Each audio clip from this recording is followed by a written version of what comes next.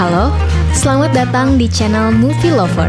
Channel ini diperuntukkan buat kamu, pecinta film, dan yang bingung cari rekomendasi film untuk ditonton.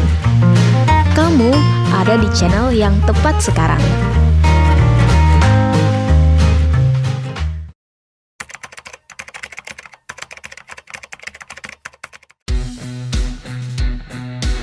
Kali ini kita akan membahas salah satu drama Korea yang lagi trending banget nih. Drama ini patut dapat standing applause karena drama Korea yang dirilis sejak 17 Oktober 2020 ini mampu membuat penggemar terbagi menjadi dua kubu. Penonton drama ini sebagian besar terbagi menjadi dua tim, yakni tim Han Ji Pyong dan juga tim Nam Do San. Para pendukung asik mengkampanyekan kehebatan atau kelebihan dari Han Ji Pyong dan juga Nam Do San. Kira-kira kenapa bisa gitu ya? Penasaran? Yuk kita bahas.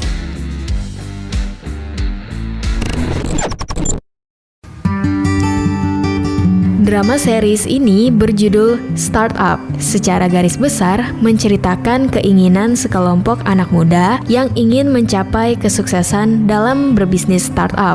Supaya tidak bingung, saya jelasin sedikit apa itu startup. Bagi kalangan dunia entrepreneur, kata startup adalah sesuatu yang sangat familiar dan juga sudah berjalan cukup lama. Namun, kata startup sendiri adalah serapan dari bahasa Inggris yang menunjukkan sebuah bisnis yang baru dirilis. Bisnis ini menerapkan inovasi teknologi untuk menjalankan core bisnisnya dan memecahkan sebuah kebutuhan di masyarakat. Di Indonesia sendiri, bisnis startup sudah tidak asing lagi bagi kamu, dan kamu juga sering menggunakannya. Contohnya seperti Traveloka, Tokopedia, Bukalapak, dan juga Gojek.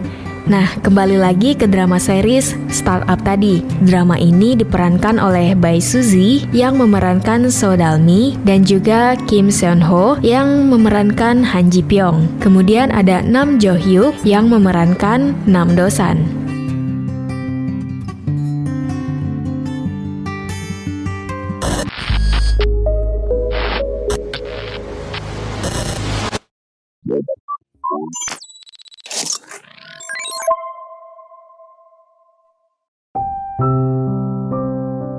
Saat itu di Korea ada sebuah perusahaan yang bernama Sandbox. Perusahaan ini menaungi perusahaan-perusahaan startup di bidang teknologi. Banyak dari pengusaha startup bermimpi untuk bisa bergabung dengan perusahaan Sandbox ini. Saat itu, Sandbox tengah mengadakan acara Startup Relay yang dihadiri oleh Han Ji Pyong. Han Ji Pyong ini merupakan investor muda yang sangat sukses di Sandbox. Dan juga ada Won In Jae yang merupakan anak dari pengusaha sukses yang diundang sebagai pembicara. Saat di sesi tanya jawab, seorang wanita yang memperkenalkan diri sebagai So Dalmi membuat Han Ji Pyong dan Won In Jae terkejut. Ia bertanya kepada Won In Jae, "Dari semua keputusanmu, pernahkah kamu membuat keputusan yang egois dalam hidupmu?" Itu merupakan pertanyaan So Dalmi. Namun anehnya, So Dalmi memanggil Won In Jae So In Jae. Won In Jae pun menjawab, "Tentu saja, aku hanya manusia, dan tolong diingat bahwa namaku Won In Jae, bukan So In Jae." Dan kita pun dibawa ke flashback 15 tahun yang lalu, di mana Won In Jae dan So Dalmi ternyata adalah dua kakak beradik yang saling menyayangi. Hingga suatu saat, ibu dari In Jae dan Dalmi meminta bercerai kepada suaminya, karena suaminya berencana berhenti bekerja untuk merintis perusahaan baru. Dalmi dan In Jae yang sering mendengar perkelahian kedua orang tuanya itu berusaha meminta kepada neneknya agar membujuk kedua orang tua mereka untuk tidak berpisah.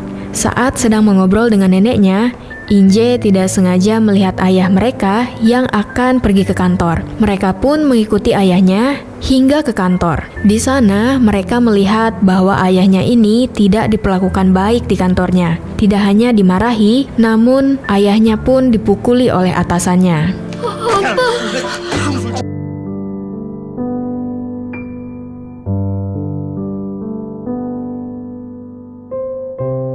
Saat di rumah, Dalmi dan Inje menceritakan kepada ibunya bahwa mereka mengikuti ayahnya sampai ke kantor, dan mereka pun melihat bahwa benar saja ayahnya diperlakukan tidak baik di kantor, bahkan ayahnya sampai dipukuli. Merasa kasihan dengan ayahnya, Dalmi dan Inje memohon kepada ibunya untuk mengizinkan saja ayahnya berhenti bekerja. Namun ibunya tetap saja tidak mau dan mengatakan bahwa uang adalah hal yang utama karena ini demi masa depan mereka. Dan meskipun dipukuli, harus tetap mencari uang. Karena itu memang adalah tanggung jawab kepala keluarga. Ayah mereka yang sudah lama datang dan mendengar ucapan istrinya tersebut sudah tidak tahan lagi, lalu mengajak istrinya untuk bercerai. 미안하다. 우리 이혼하자. Karena perceraian kedua orang tuanya inilah, akhirnya Dalmi dan Inje pun berpisah.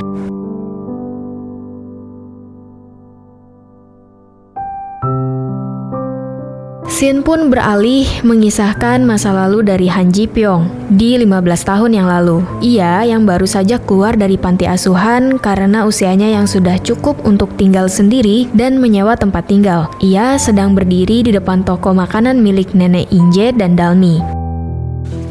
뭐 드릴까? Nenek Dalmi tiba-tiba bertanya kepada Han Ji Pyong. Namun Han Ji Pyong menjawab, 배고파서 본 거 아닙니다. sebenarnya bukannya tidak lapar, namun Han Ji Pyong hanya memiliki uang tunai dari panti asuhan sebesar 2 juta won untuk menyewa tempat tinggal. Namun tetap saja uang itu tidak cukup untuk bertahan hidup.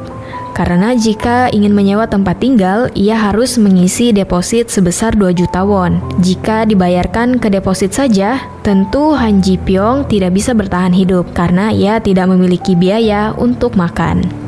Han Ji Pyong sebenarnya memiliki uang 100 juta won dari hasil kemenangannya meraih juara pertama kompetisi simulasi investasi. Namun sayangnya, uang tersebut adalah uang digital. Han Ji Pyong ingin menginvestasikan uang tersebut, tapi usianya belum mencapai batas minimum untuk membuka rekening di bank. Merasa putus asa karena tidak menemukan tempat tinggal, Han Ji Pyong membuang papan bertuliskan 100 juta won itu ke tempat sampah. Hujan pun tiba-tiba turun. Han Ji Pyong kembali mengambil papan tersebut untuk menutupi kepalanya dari hujan. Hingga malam pun tiba, Han Ji Pyong tak kunjung menemukan tempat tinggal.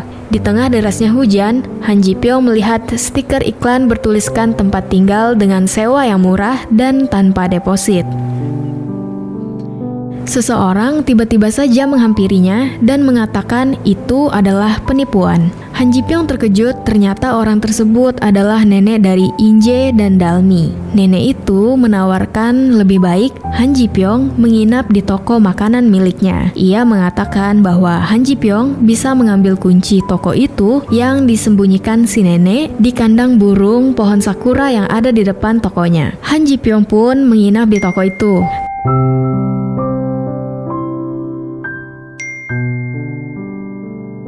Keesokan harinya, Nenek Dalmi baru mengingat bahwa ia tidak sengaja meninggalkan uang di toko itu. Takut uangnya hilang karena mengizinkan Han Ji Pyong menginap di sana, Nenek Dalmi segera ke toko untuk mengecek apakah uang tersebut masih ada di toko atau tidak. Syukurlah uang itu masih ada di toko. Oleh sebab itu, Nenek Dalmi memanggil Han Ji Pyong dengan sebutan anak baik, karena ia tidak membawa kabur uang miliknya. Agar kejadian tersebut tidak terulang lagi, Han Ji Pyong menyarankan kepada si nenek untuk menyimpan uangnya di bank. Mereka berdua pun akhirnya pergi ke bank bersama dan membuat buku tabungan untuk si nenek. Karena merasa tidak paham apapun mengenai menabung di bank, si nenek malah mempercayakan akun tabungan miliknya kepada Han Ji Pyong. Han Ji Pyong pun akhirnya memiliki ide untuk memulai bisnis investasi dari tabungan milik si nenek tersebut. Sementara itu, si Dalmi masih saja merasa sedih karena harus terpisah dari kakaknya. Nenek Dalmi berusaha untuk menghibur Dalmi dengan meminta bantuan Han Ji Pyong untuk menuliskan surat palsu dari seorang anak laki-laki yang seolah-olah menyukainya. Surat ini dituliskan oleh Han Ji Pyong dengan mengambil nama seorang anak yang tertulis di koran karena menjuarai lomba matematika. Anak itu bernama Nam Do-san. Setelah mendapatkan surat ini, Dalmi merasa sangat terhibur dan kagum dengan sosok dari Do-san ini. Ayahnya berterima kasih kepada si nenek karena idenya tersebut. Dalmi merasa terhibur dan tidak sedih lagi. Ayahnya pun berjanji untuk berusaha mengembalikan kebahagiaan keluarganya kembali. Hari demi hari berlalu, kehidupan Dalmi pun dipenuhi oleh surat-surat yang dikirim oleh Ji Pyong yang menyamar sebagai Do-san. Selain itu, Dalmi dan kakaknya In-jae pun rutin sering bertemu dan saling melepas rindu. Sedangkan ayahnya terus saja berusaha untuk membangun startup dan kesana kemari mengajukan proposal ke banyak investor.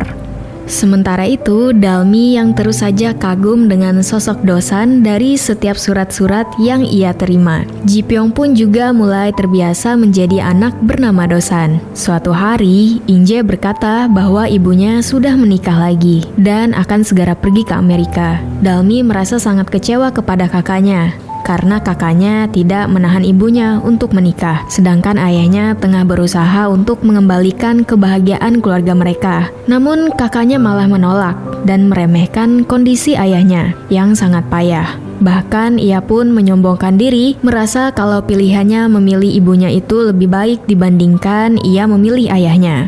Scene pun beralih ke masa kini. Setelah sekian lama, In-jae dan Dalmi bisa mengobrol kembali. Dalmi tidak mau terlihat lemah di depan kakaknya. Ia terus berbohong mengenai karir pria bernama Do-san yang merupakan pacarnya dan juga kondisi hidupnya. Mendengar Dalmi ingin mulai berbisnis, In-jae mengundang Dalmi untuk menghadiri acara pesta relasi di mana di situ ia berkesempatan untuk mencari rekan bisnis. Dan In-jae juga meminta Dalmi agar datang bersama pacarnya, yaitu Do-san. Sebenarnya In-jae tahu kalau Dalmi sedang berbohong dan sebenarnya kehidupan adiknya itu sangat menyedihkan. Namun lagi-lagi In-jae dengan sombongnya berkata bahwa pilihannya memilih ibunya itu adalah pilihan yang jauh lebih baik. In-jae bahkan berterima kasih kepada Dalmi.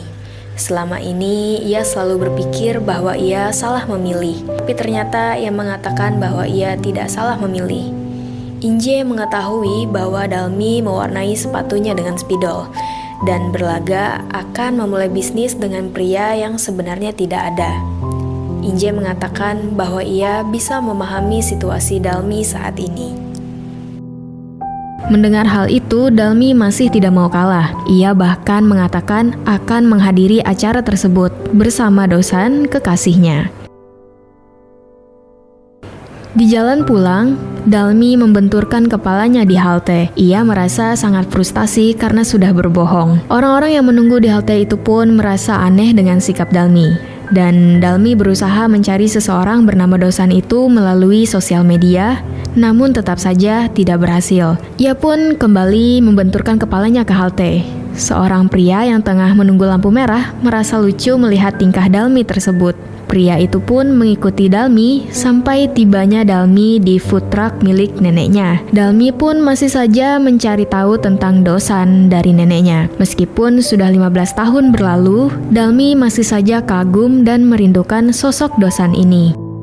Pria yang mengikuti Dalmi tadi terkejut melihat Dalmi dan neneknya. Dan hal itu membuatnya mengingat kejadian di 15 tahun yang lalu. Ternyata pria tersebut adalah Han Ji Pyong, seorang anak yatim piatu yang pernah ditolong oleh si nenek. Scene flashback 15 tahun yang lalu ini menceritakan ketika Ji Pyong yang ingin membeli rumah hasil dari investasi bank nenek tersebut. Ji Pyong terkejut karena hasil investasi itu sudah tidak ada. Ternyata uang itu sudah keburu diambil oleh si nenek. Merasa tidak terima, Ji Pyong menuju ke toko si nenek. Kemudian Ji Pyong melihat uang tersebut diserahkan kepada ayahnya Dalmi. Ia pun sempat berburuk sangka kepada si nenek. Ji Pyong merasa sangat marah. Namun akhirnya ia tahu bahwa ternyata uang hasil investasi milik Ji Pyong itu masih aman dan tidak dipakai oleh si nenek sama sekali. Itulah momen terakhir Ji Pyong bertemu dengan si nenek, dan juga terakhir kali mengirimkan surat untuk Dalmi.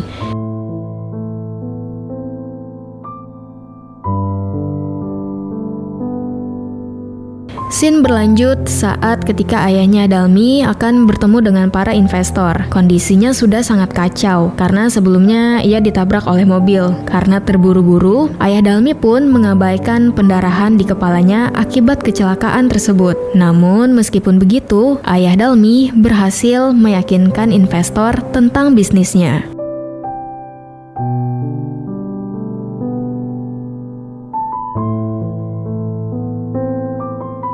Saat akan kembali pulang, di dalam lift, ayah Dalmi bertemu dengan salah satu investornya yang bernama Yi Sok.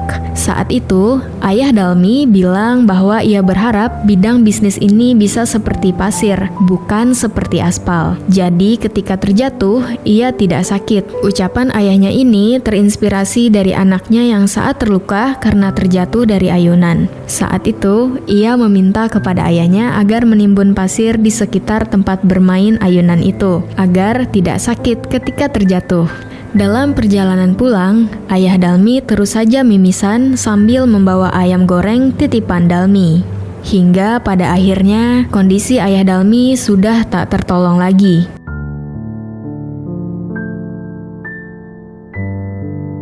Ayah Dalmi meninggal di dalam bus tersebut sebelum berhasil mewujudkan mimpinya.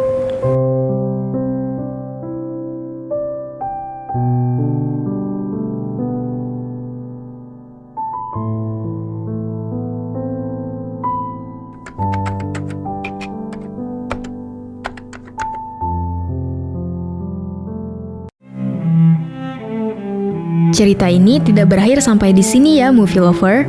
Di part selanjutnya kita akan bahas bagaimana Dalmi tumbuh menjadi seorang wanita pekerja keras dan berusaha sebaik mungkin untuk mewujudkan mimpinya. Kasih like kalau kamu suka konten ini dan jangan lupa subscribe lalu klik loncengnya agar tidak ketinggalan pembahasan episode selanjutnya. Sampai jumpa.